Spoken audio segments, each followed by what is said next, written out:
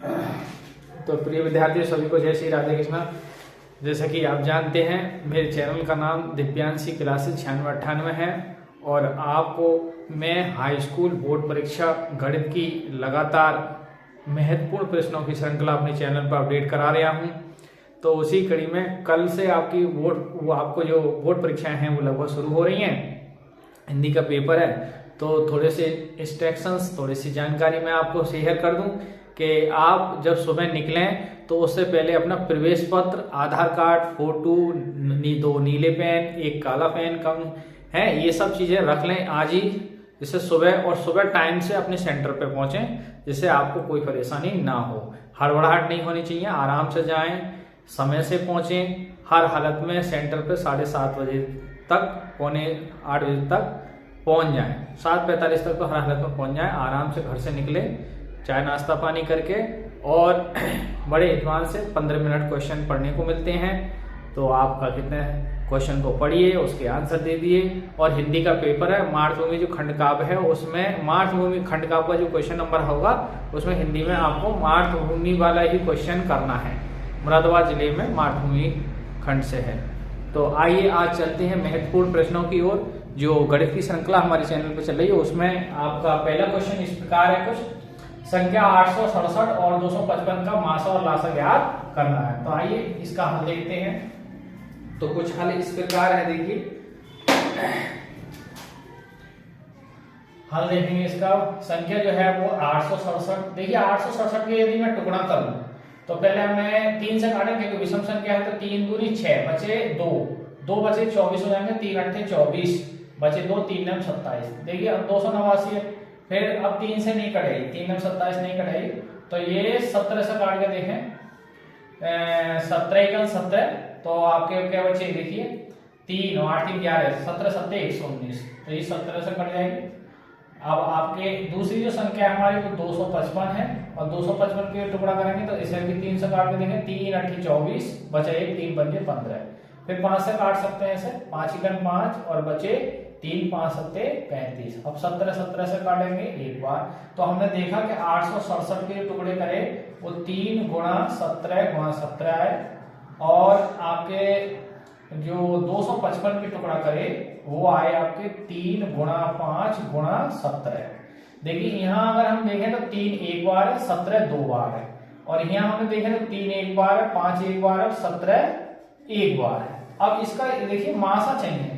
मासा में क्या होता है कि जैसे अब सबसे ये जो संख्या है, सभी संख्या लेनी है हमें, तो पहली संख्या क्या है 3, तो 3 की सबसे छोटी वो संख्या लेनी है जो दोनों जगह है। 3 यहाँ 3 यहाँ, तो 3 की सबसे छोटी संख्या, मासा में छोटी संख्या 3 की पावर 1 है। अच्छा अब देखिए 5 यहाँ है लेकिन यहाँ नहीं है तो इसलिए नहीं लेंगे, कॉम्बिनेशन नहीं बने इसका।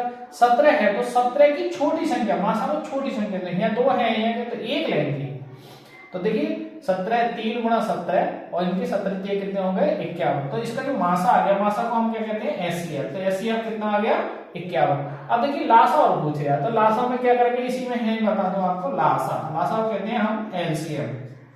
तो एलसीएम में क्या है, उल्टा है इसका मासा का, जिसमें संख्या वो जो दोनों जगह है और कम से कम संख्या। यहाँ इसमें संख्या वो देखेंगे जो सभी संख्या को लेना है और ज्यादा से ज्यादा वाली पावर को लेना है। जैसे 3 की पावर यहाँ 1 है तो 3 को लेना है, एक तो 5 को भी लेना है और 17 की पावर ज्यादा को लेना है। तो अब देखिए कितना हो गया, ये 3 5 15 और 17 पर कितना हो 289, गुणा करेंगे तो 15 में 135, हाथ से लगे आपके 13 और 15 120 और 13 133, हाथ से लगे 133, 13 13 15 30 और 3 43।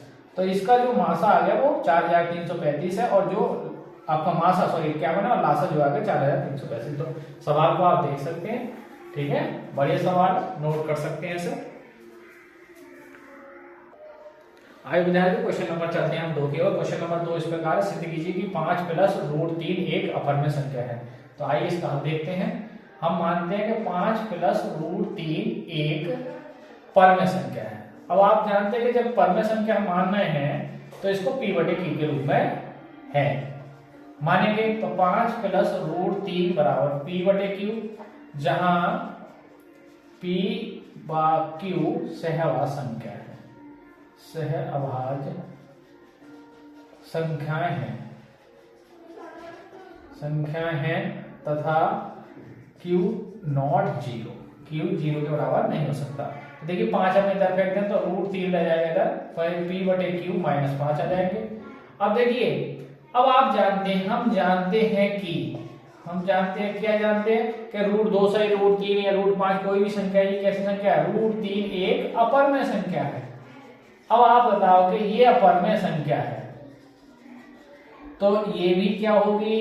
क्योंकि अपरमेय परमेय के तो बराबर होगी नहीं भाई। जब ये अपरमेय है, √3 एक अपरमेय संख्या है, तब आप लिख सकते हो शॉर्ट में लिखो, चले तब P/Q -5 भी एक अपरमेय संख्या होगी, क्योंकि अपरमेय संख्या अपरमेय के बराबर होगी, परमेय के बराबर होगी संख्या होगी। इसीलिए 5 + √3 एक परमेय संख्या ना होकर कैसी होगी? अपरमेय संख्या होगी। एक बात बता दूं मैं विद्यार्थी आपको कि जो √3 है, √2 आ जाए, √3 आ जाए और √5 आ जाए, ये सिंगल जहां संख्या आए, चाहे प्लस में आए, चाहे माइनस में आए, या गुणा में आए, भाग में आए, स्वयं ये संख्या आ जाए, वो संख्या पूरी अपरमेय हो जाएगी। ये बात आप श्योर समझ लें। और एक क्वेश्चन इसमें आएगा अपरमेय परमेय का, तो इसलिए इसे नोट करें, देखें, ठीक है। बढ़िया सवाल है, 4 नंबर तक आ सकता है। आइए विद्यार्थी क्वेश्चन नंबर चलते हैं हम 3 की ओर। क्वेश्चन कुछ 3 इस प्रकार है, यदि 65 और 117 के एचसीएफ को 65P - 117 के रूप में लिखा जाए, 65 और 117 के एचसीएफ को 65P - 117 के रूप में लिखा जाए तो P का मान क्या है? आइए इसका हम देखते हैं। देखिए जो संख्या है वो संख्याएं कितनी है? संख्याएं जो है आपकी 65 व 117 है। तो इनकी देखिए 65 की यदि हम टुकड़ा कर रहे हैं तो कितना आएगा? 5 × 13, 13 × 5 = 65। अब हम 117 के टुकड़ा करें तो देखिए क्या आएगा? 3 × 3 × 17, 17 9 113, 13 9 117, ये टुकड़ा आएंगे इसके। अब हमें चाहिए क्या? मासा। तो मासा वो संख्या जो दोनों है, 5 यहाँ है लेकिन यहाँ नहीं है, तो इसलिए 13 आएगी। अब देखिए क्वेश्चन कह रहा है, क्वेश्चन कह रहा है कि एचसीएफ, इसको क्या कहेंगे हम? एचसीएफ यानी मासा। तो जो एचसीएफ है वो कितना दे रखा है? देखिए 65P - 117। अब देखिए एचसीएफ हमने कितना निकाल दिया? 13, तो ऐसे की जगह 13 रखेंगे। 65P - 117, अब माइनस के 117 इधर आके प्लस के हो जाएंगे, तो हम 65P = 117 आके जुड़ जाएंगे, 13 जुड़ के कितने हो जाएंगे भाई?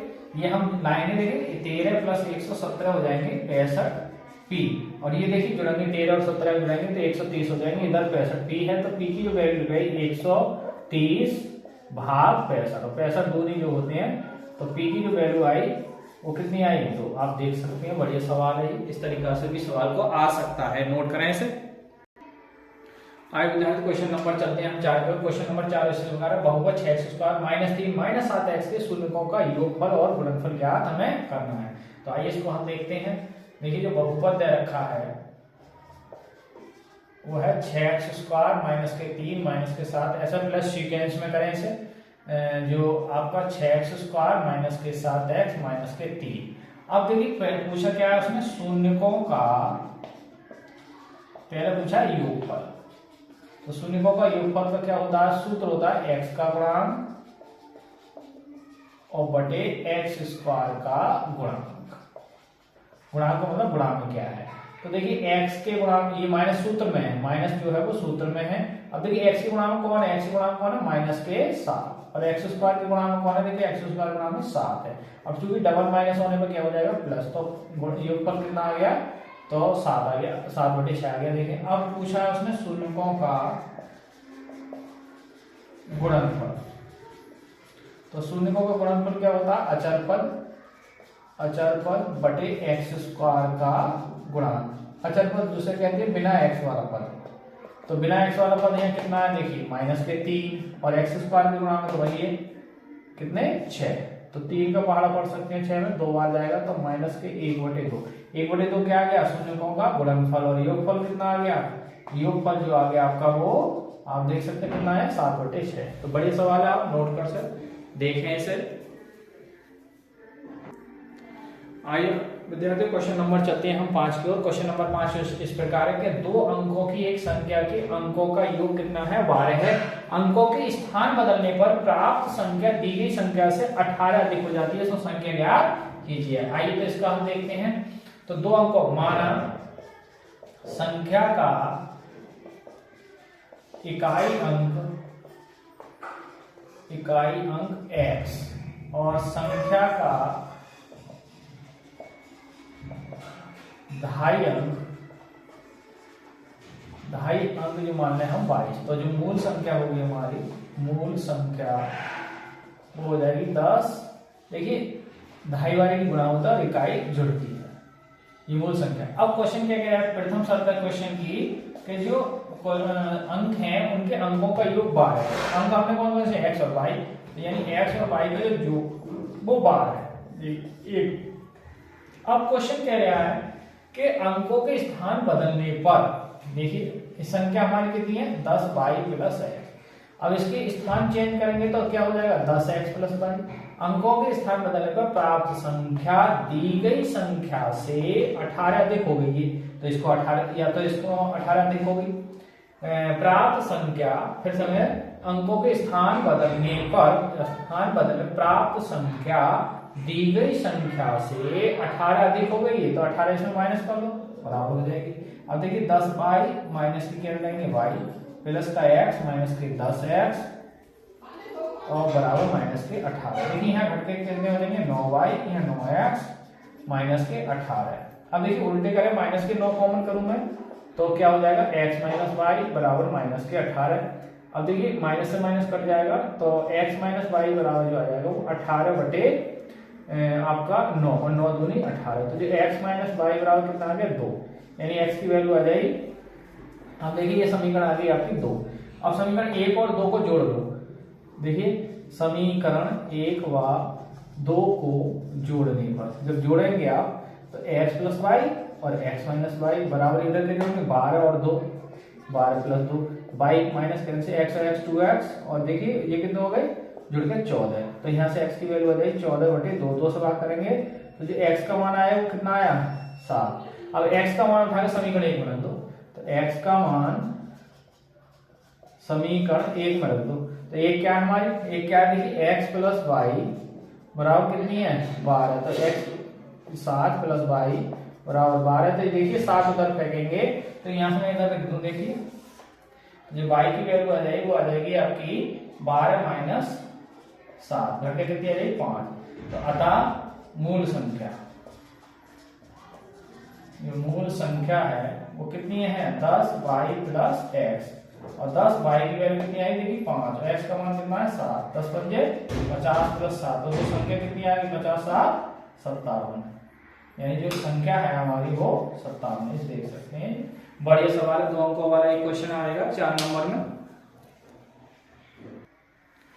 तो प्रिय विद्यार्थियों जैसा आपने देखा कि जो महत्वपूर्ण प्रश्नों की हमने एक श्रृंखला आपको कराई इस वीडियो में, तो आप हमारे चैनल दिव्यांशी क्लास 96-98 बने रहिए और आपको महत्वपूर्ण प्रश्नों की श्रृंखला आपको लगातार मिलती रहेगी। मैं बोर्ड परीक्षा तक आपका जो 27 फरवरी को है शायद मैथ का पेपर है, तो उस तक मैं आपको मैथ का पेपर कराता रहूँगा महत्वपूर्ण श्रृंखला। और फिर आपके जो साथी लोग हैं जो कक्षा 9 से आप 10 में आए हैं उनको भी आप मेरे चैनल के बारे में बता दीजिए, जिससे उनका शुरुआत से मैं प्रश्नावली 1.1 से कंटिन्यूस सिलेबस आपको अपनी वीडियो अपने चैनल पर मतलब अब लगातार जो है वो उपलब्ध कराते रहूँगा वीडियोज़ की। तो वो बाँच करते रहें, वो भी देखते हैं, उनको भी लाइक और शेयर आप कीजिए, तो जिससे उनका भी भला हो और आप भी ईश्वर से कामना महत्वपूर्ण आप अच्छे अंकों से पास होकर अपने भविष्य को उज्जवल बनाएं।